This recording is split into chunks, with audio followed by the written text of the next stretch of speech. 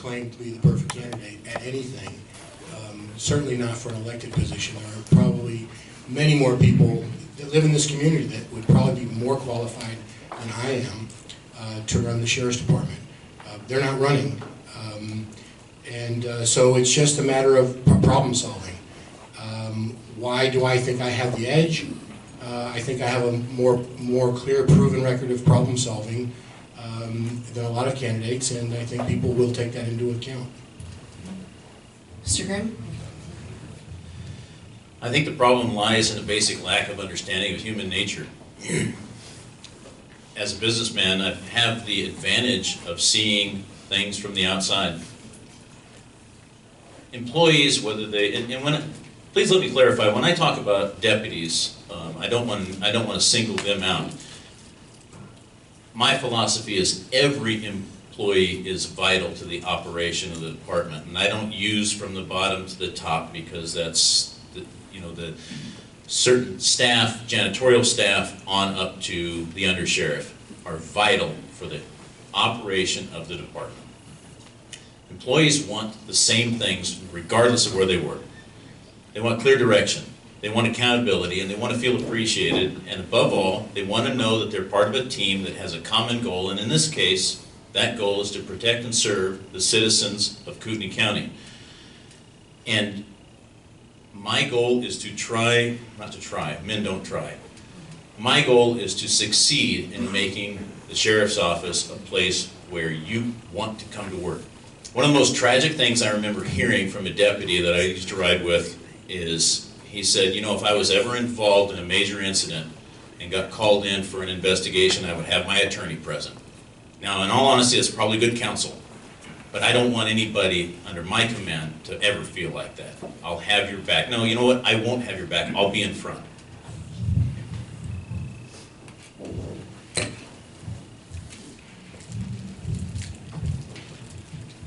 I'm not the perfect candidate either, John, but one thing I will be is the most honest candidate you'll ever get if I should be fortunate enough to get this job.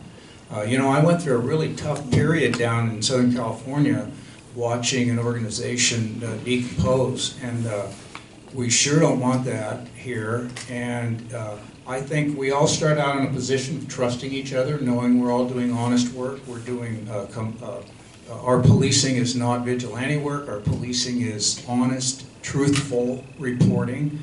And I think once we get to know each other, I think that the tone of the organization can be one of pride, and the pride in the organization is what keeps people here, makes them not want to go to Spokane or go to another agency somewhere. So I think if there's a change to be made, it's probably in the retention, but not just for money, for pride of the organization. Mr. Whitehead. Morale and attrition are the first two things, and those are solved with relationship and education. Relationship and in working with and through the employees, and importantly, the BOCC and the citizens. And I have a track record of that already, working with the Board of County Commissioners and citizens groups to solve a problem and slam the door on the attrition and change the morale at Travis County. Kootenai County Sheriff's Office should be a destination agency for anybody, regardless of their position, whether it's law enforcement, professional law enforcement moving across this country to escape some of the areas that are going down the toilet. It's a destination for all of us. We're here, if you didn't grow up here, you came here because of what Kootenai County represents, the beauty, and it's God's country. And as far as being perfect, there's only been one of those that walked the face of the earth, and he died a long time ago. And in reference to the relationships and education and solving those problems, my website, sheriffrick.com, you can read testimonials from people that worked with me and for me, and their testimonials as to how I am as a leader and how I solve problems.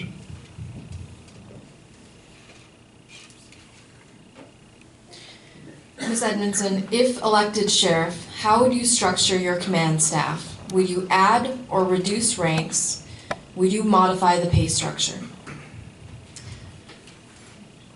Well, I think that I want to have some experience in that position and get a feel from what that's going to look like as sheriff. The current command structure has I just absorbed a year ago the detective division, and so we did get one size smaller again, and I think it fits. I think it fits our organization well. So I think the structure it's good for where we're at. I think we're going to continue to grow, especially as I said earlier, if we're asking for actual budget needs, our resource needs. If we can get some more positions along the way, that's at a point where we'll have to look at growing more. And right now, I think it suits us well. So I don't see that I'd make any changes. And what was the second part of that question? The second part of that question was, would you add or reduce ranks, or would you modify the pay structure? Thank you, the pay structure. The pay structure does need to be modified, and what we need to do is hold the commissioners accountable to the second part of the phase that they've already said they're going to do, and then the continuation of the pay structure, changes and modifications that need to be made in the future. So one's going to happen during this budget process, and then I'll take over at that point, and we just need to keep moving forward with what the pay structure is going to be. So there will be changes, but it's going to have to be according to the market studies. I can't say whether I would change the command staff again until I'm in. There's just too many unknowns there. Part of that process includes consulting with everybody in the department. Everybody in the sheriff's office that's currently working needs to have some input about how they view the command staff and how it's currently working. And that's a lot of data that you can't really make a reasonable decision until you have. With regard to the pay structure, I've already said that I would like to have a more meaningful career path and pay for both detention, patrol, and other services. And that's not something that we can implement on our own. We have to be able to cooperate with the county commissioners. Now, there's a lot of concern now about raising taxes. Our property taxes are going up. Taxes are going up for everybody. For those of you that are in the department, that you need to be mindful that if the public just hears, give us a raise at any cost, they're going to hold that against you. And they're not going to be as generous when you come with that position. But if you say, we're willing to work with the commissioners, we don't want to raise taxes, but we think we can reorganize so that it's more fair and get everybody more compensation so that we do have a fair plan for all of the deputies in the department. Mr. Grimm. I would have made immediate changes in the command staff had I been in an election last time, because I had never agreed with the office of major. But now that the department has done some realignment, I think I'm pretty much in agreement with the way things are and for what little I know about the operation. But I'm going to wait and see. As far as pay structure goes, I'm going to be honest with you. As a businessman, I know that pay is not number one. It's not ever the number one reason why people leave. It's usually number 3 or number 5, depending on what study you look at. And if you set the expectation that pay is the only issue, you're going to have people leaving over pay all the time. One thing I will change, I've looked at this pay matrix for the detention deputies. I don't agree with all of the groups they have involved with that. And this is why it's imperative that you elect a sheriff that has a credibility to deal with the county commission and explain this as a matter of fact as he can, that the pay structure needs to be realigned. Mr. Bauer, the same question to you. If elected sheriff, how would you structure your command staff? Would you add or reduce ranks? Would you modify the pay structure? I will modify the pay structure as to the ranks in the structure above. I'll rely on an undersheriff to make recommendations for me. It'll take a while to figure that out. Nothing would happen right away if I'm elected. But with the pay structure, I want to clarify that anybody who's making more than the sheriff now would continue until they retired. And in other words, this is done through attrition. And that gives a lower rank people the opportunity to have a raise in rank and a raise in pay at the same time, and aligns the pay structure into a normal hierarchy of responsibility and accountability versus the person that works for you. And as far as a command staff, if I don't get an undersheriff who knows, which I'd be surprised, then then we'll have to look real hard at what we want to do. But I think I'm pretty confident we're going to be able to get the recommendations that I need to make that decision. Mr. Whitehead. I came from an agency 5 times the size of Kootenai County Sheriff's Office, and we had a command staff the size Kootenai County has now. So yes, there's some command staff structure that can be changed. However, that would be done through attrition and not by elimination of positions or people. Through attrition, those ranks would be closed, and then that money shifted down working with the Commissioner's Court, that money for those ranks shifted down to lower levels where it belongs. As far as pay structure, yes, that needs to change. There needs to be a career ladder. In my history, I rewrote a career ladder on an $80 million budget, which closed the door on attrition and gave people at all ranks in the agency an idea where they were going to be 5 years from now, 7 years from now, 8 years from now. The current scale of 8 years that you can top out in 8 years doesn't give people a career. A career is 20 years, and that should be everybody. I was on the internet yesterday and looked at a clerk 2 in the county, makes about 50 cents more than somebody starting at McDonald's. Well, being in the sheriff's office and handling sensitive materials, you ought to make a little more money than the person flipping burgers at McDonald's. Mr. Norris. I think you're doing that on purpose.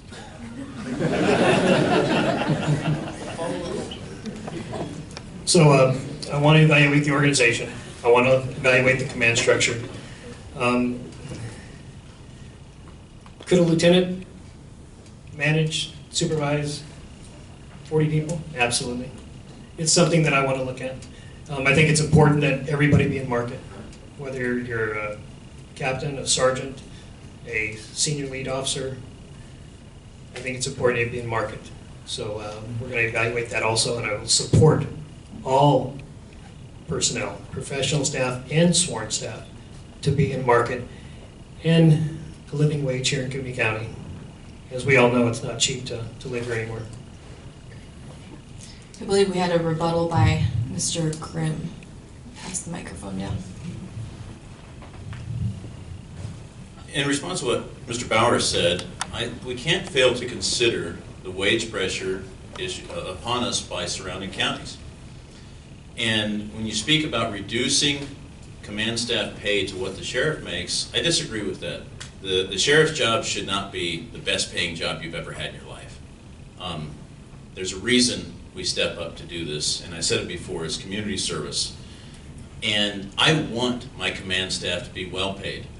I want them, and here's why. Over the years, I've interned several mechanical engineers at my business, and they're always surprised that we pay for internships. I don't let anybody work for free, and that's because there's a certain level of expectation when you collect a salary, and when you collect a good one, I'm going to expect a lot out of you. Mr. Bauer, rebuttal. Yes. I appreciate what you said, John. I understand why you're saying it. I guess I put out to the paper that I'm going to give $10,000 of my salary every year to charity, the local charity, and I challenged my undersheriff to do the same thing, but I wouldn't require it. And the point is, I'm a double dipper. Whoever becomes the undersheriff, whether it's somebody inside or not, may choose to retire and then take the position appointed. I don't think that that person in this is going to be hurting for money, and I know I won't be. All right. Next question is to Mr. Green. How would you fix issues with morale as the sheriff of Kootenai County? I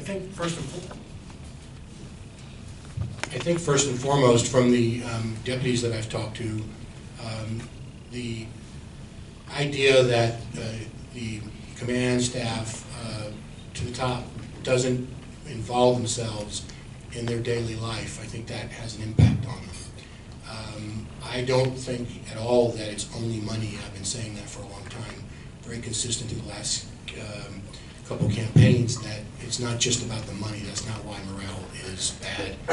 Some people are motivated by money. People will work for a department with less pay if it's a great place to live. And Kootenai County is a great place to live. So, as I mentioned, I'll be involved in the daily activities of all the areas of the department. I'll ride patrol shifts on all the shifts. I'll be in the jail working shifts in all the positions. I'll participate with the support services in all the positions. Even the driver's license bureau, I think it's be important for the sheriff to spend some time down there to see what actually is going on, to be hands-on.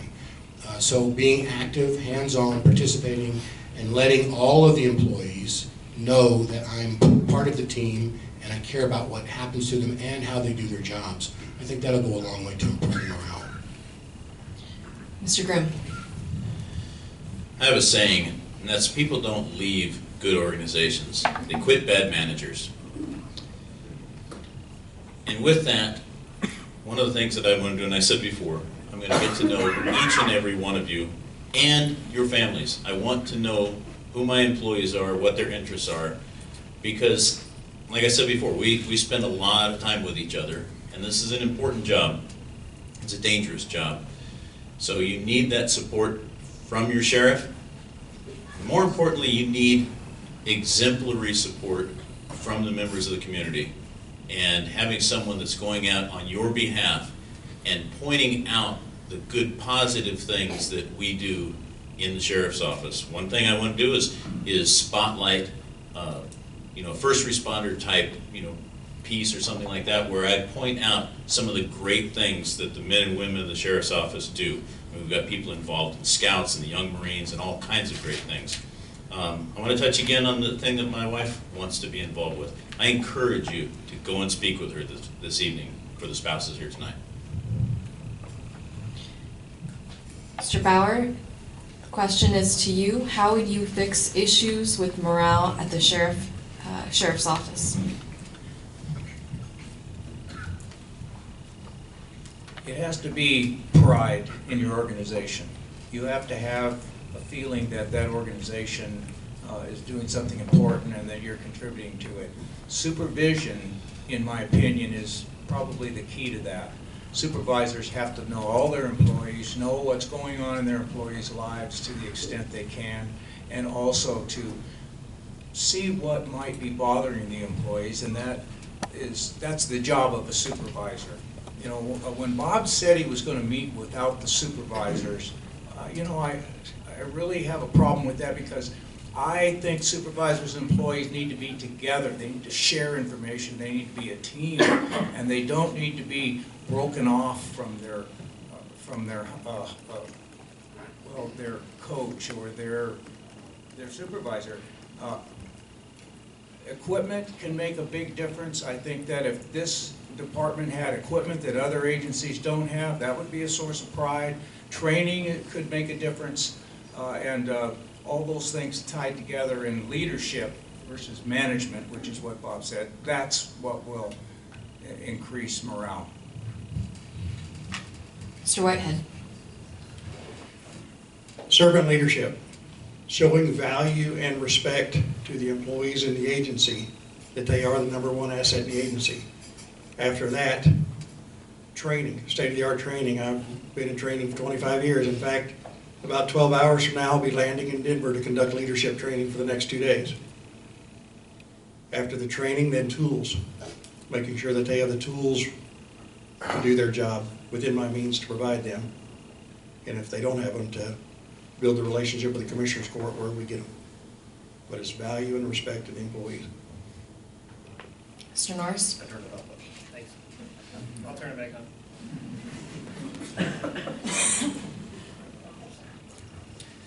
Many of the questions here tonight, top 3 things facing the sheriff's office, top 3 subjects, some of the other questions we've had.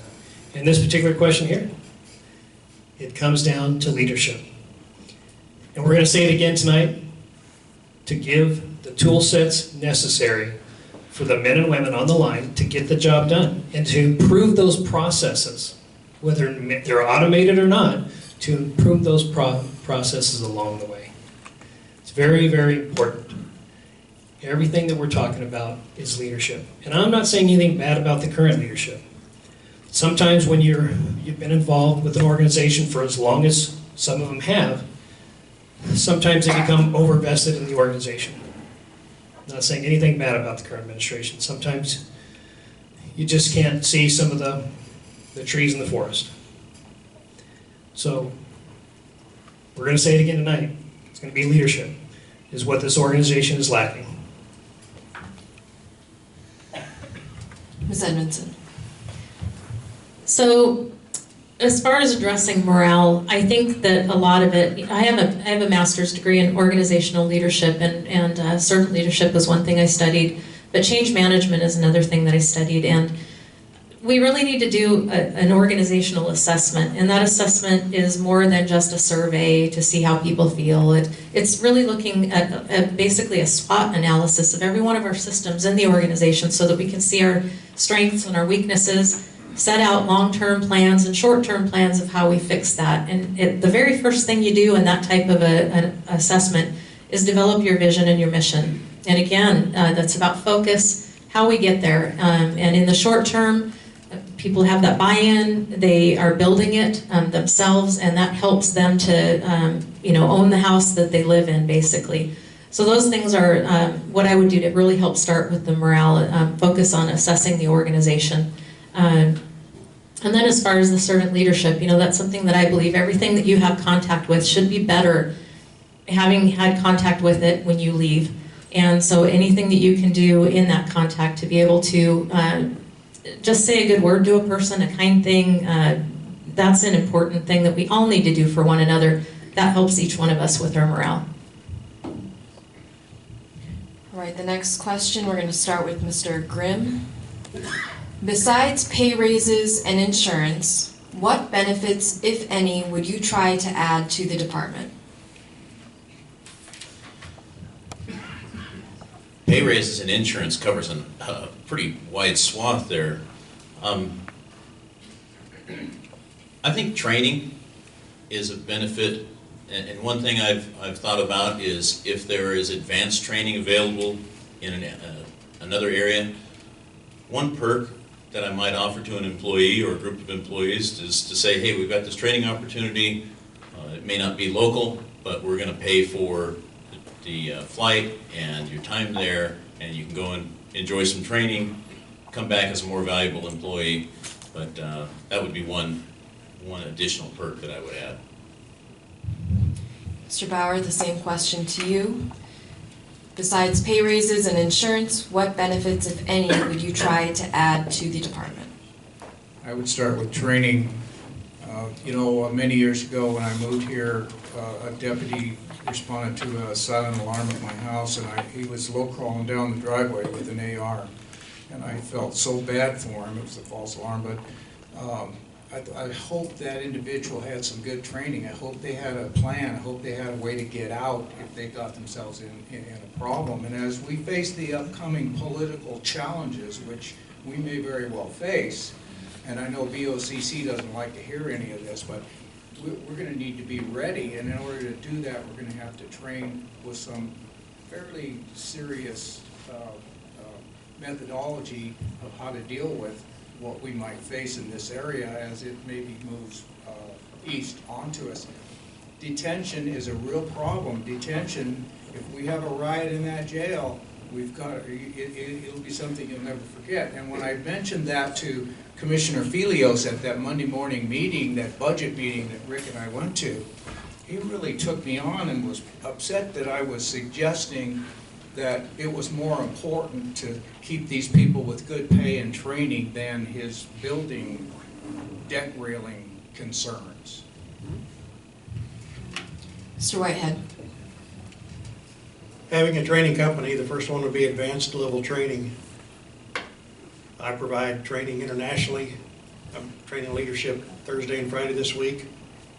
Post Falls Police Department uses a leadership field training model that I designed specifically for them. So first is reevaluating the training and providing advanced level training that I have quick access to and can bring in thousands or hundreds of thousands of dollars for next to nothing. The next is critical incident stress management training and peer-to-peer support.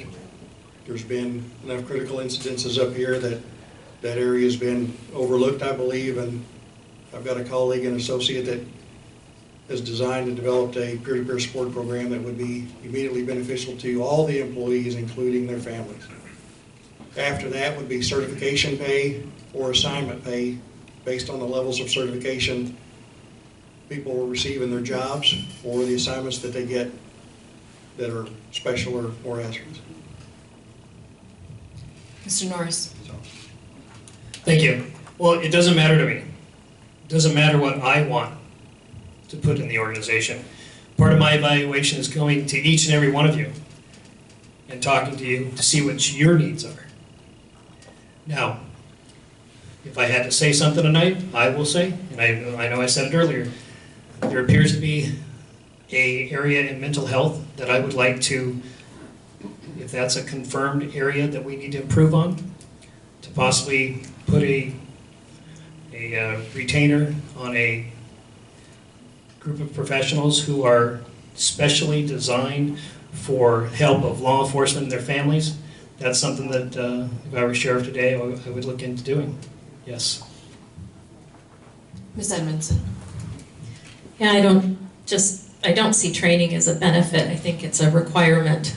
Good training that's, ongoing, and it's important. And then mental health, we do have assistance. We have a great CISM team, a critical incident stress management team. I think we're headed in the right direction. We're really paying attention to the things that we need to be. Again, I'd go back to that SWOT analysis to really develop the ideas from the employees, but if I could be creative with the question and just think of something that I've heard and if it could be done, just for interest, I guess. As a recruiter, I hear a lot of women and single fathers have trouble with daycare, and so if we could somehow create a benefit where there could be a 24/7 daycare opportunity for first responders in our community, maybe there's grant money out there, maybe there's something like that, but if that's a benefit that we could reach that could really help us recruit more women to the field, that's one thing that holds them back, and then also, like I said, single fathers in that area. So that's something maybe that could be considered. Mr. Green. Considering what's a benefit, I don't know how we know that. I actually did think of one benefit. I want to talk Dan Matos into giving everybody in the department free training sessions at Peak Fitness. Because if you've ever seen him work out, that definitely would be a benefit. But how many people is still in the room currently work for the sheriff's office? Can you see your hands? Okay. What benefits do you want? How do I know what will benefit you? Because what will benefit you may not necessarily benefit me. But what I can commit to is whatever benefits, whatever programs, whatever perks, whatever extra compensation we might be able to attain that didn't require a tax increase, that's my only criteria. If you want it, I will try to help you get it, no matter what the cost. I believe Mr. Grimm wanted a rebuttal. Yes, Richard, perhaps I heard wrong, but I think you spoke of using your company and for these training opportunities. Am I correct there? Finish your question, I'll tell you whether you're on the right track. Well, it's not really a question. I think if anybody that becomes a sheriff and also owns a business thinks that it would be a good idea to offer the services of that business, I don't think you realize how bad that's going to look as far as conflict of interest. I think it's an incredibly bad idea if that's where you were going with that. Mr. Whitehead. It's absolutely not where I was going with it, and I'm rather offended that you put it that way. What I mean by my training business and my resources is it gives me, I know people across the country to provide training and at a discounted rate. My training company is ready to go on the shelf or be passed off to the vice president of my company when I'm elected, and I'll step back and out. But I have connections and resources they can bring into this county to benefit to the county and to the employees. At zero benefit to me. Mr. Grimm, one more rebuttal? I can go without the microphone. Then what does it mean when you've told people publicly that you're going to send people through your FTO program? And I'm gonna just remind the candidates that cross questions are not allowed. So if there's a rebuttal that you'd like to make to Mr. Whitehead's statements, you can I'll make withdraw those my statements. question. I'd be glad to answer that. All right, go ahead. I designed a field training program in the 90s based off of the best models out there across the country. By sending people through my field training program means that I would bring that knowledge and those resources to this agency, train trainers within this agency, and then this agency would convert to my training program that is a state-of-the-art program that deals with millennials and senior officers and everybody that other programs leave behind. So it's not a benefit to me, it's my knowledge in training and providing field training that they'll be the benefit of. And officers will be trained by me or my resources at no cost to the county to get that training. All right, thank you. We are going to take our second and final break. It's going to be 5 minutes long this time. We'll be back in 5.